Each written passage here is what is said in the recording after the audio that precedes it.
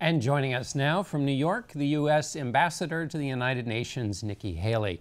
Madam Ambassador, I want to start where the president did in his meeting with President Putin of Russia, which is on this question of Russian interference. The Russian foreign minister says that President Trump accepted President Putin's assurances that the Russians didn't meddle in the U.S. election. Is that right?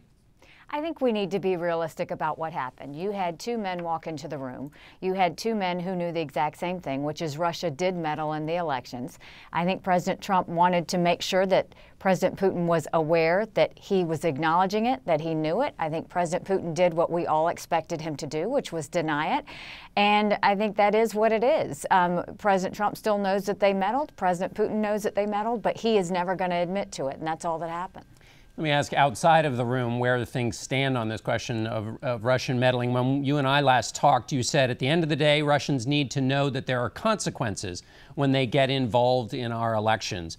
What are those consequences? Not just Russia.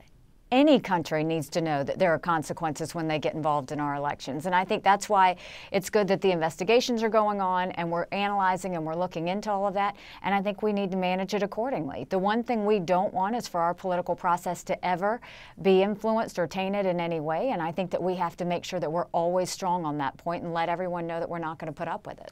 But given that the president, as you said, knows that the Russians meddled, what consequences will they face as a result of that action?